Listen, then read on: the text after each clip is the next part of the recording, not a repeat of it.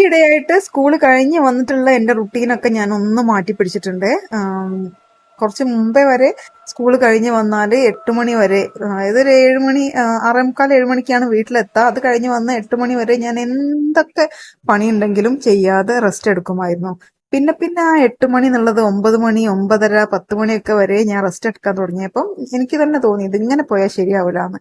അപ്പോ ഇപ്പോ കുറച്ച് ദിവസമായിട്ട് ഞാൻ വന്ന അപ്പൊ തന്നെ എന്തൊക്കെ പണികളുണ്ടോ അതൊക്കെ പെട്ടെന്ന് തീർത്ത് വെക്കും.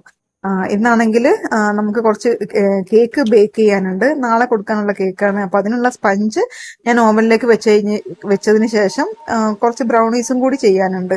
ഈ ബ്രൗണീസ് ആണെങ്കിൽ നമ്മൾ കേക്ക് പോലെ അത്ര ബുദ്ധിമുട്ടുള്ള കാര്യമല്ലെങ്കിലും ഇതിന്റെ ബീറ്റിങ്ങും ചോക്ലേറ്റിന്റെ മെൽറ്റിങ്ങും ഒക്കെ നമ്മൾ കുറച്ച് കൂടെ നിന്ന് ചെയ്യേണ്ട പോലുള്ള കാര്യങ്ങളാണ്. അപ്പോ അങ്ങനെ ബ്രൗണീസും 1 kg ബ്രൗണിയാണ്. അത് 7 ഇഞ്ചിന്റെ 2 മോഡലായിട്ടാണ് കേട്ടോ ഞാൻ ഒഴിച്ചു കൊടുക്കുന്നത്.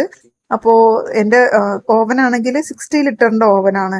കുറെ പേര് എന്റെ ഓവന്റെ കപ്പാസിറ്റി ചോദിച്ചിട്ടുണ്ടായിരുന്നു. 60 ലിറ്റർ ഓവനാണ്. അപ്പൊ അത്യാവശ്യം നമുക്ക് നല്ല ക്വാണ്ടിറ്റി തന്നെ നമുക്ക് ചെയ്തെടുക്കാൻ പറ്റും. അങ്ങനെ ബ്രൗണീസും നമ്മുടെ കേക്കിന്റെ കൂടെ തന്നെ ഓവനിലേക്ക് വെച്ച് ഞാൻ വേഗം പാത്രമൊക്കെ കഴുകി വെച്ചിട്ടോ. കാരണം ഈ ബ്രൗണി ഉണ്ടാക്കിയ പാത്രം അത് അപ്പൊ തന്നെ കഴുകിയിട്ടില്ലെങ്കിൽ ചോക്ലേറ്റ് അല്ലേ, പിന്നെ നമുക്കത് പിന്നെ ചൂടുവെള്ളമൊക്കെ ചൂടാക്കിയിട്ട് വേണം കഴുകിയെടുക്കാൻ. അപ്പൊ തന്നെ കഴുകിയാലും നമുക്ക് പെട്ടെന്ന് തന്നെ ക്ലീൻ ആയി കിട്ടും. അത് കഴിഞ്ഞ് ഞാൻ വേഗം രാത്രി 10 മണി ആകുമ്പോൾ കൊടുക്കാൻ ഒരു കേക്ക് ഉണ്ടായിരുന്നേ. അത് പെട്ടെന്ന് വന്ന ഓർഡർ ആയതുകൊണ്ട് ഞാൻ ഏറ്റവും സിമ്പിൾ ആയിട്ടുള്ള ഒരു ഡിസൈൻ ആയിരുന്നു ചെയ്തത്. പക്ഷെ ചെയ്ത് കഴിഞ്ഞപ്പോൾ എനിക്ക് ഭയങ്കര ഇഷ്ടമായിട്ടോ. നമ്മുടെ ഒരു പൈപ്പിംഗ് ഡിസൈൻ ആണ് കൊടുത്തത്. നമ്മുടെ ഒരു നോസിൽ, സ്റ്റാർ നോസിൽ വെച്ചിട്ട് ജസ്റ്റ് സൈഡിൽ ഒരു നോസിൽ ഡിസൈൻ കൊടുത്തു. പിന്നെ അതിന്റെ മേലേക്ക് നമ്മുടെ ഷുഗർ ബീഡ്സ് ഉണ്ടല്ലോ, അതൊരു ഹാർട്ട് ഷേപ്പിലുള്ള റെഡ് കളർ ഷുഗർ ബീഡ്സും വെച്ച് കൊടുത്തിട്ട് അങ്ങനെ കവർ ചെയ്യാണ് ചെയ്തത്.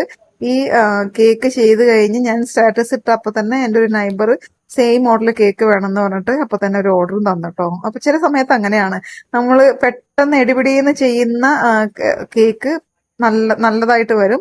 എന്നാൽ സമയം എടുത്ത് നമ്മൾ ഭയങ്കര പ്ലാനൊക്കെ ചെയ്ത് ചെയ്യുന്ന കേക്കുകൾ അത്രക്ക് അങ്ങോട്ട് ശരിയാവുകയും ചെയ്യൂല.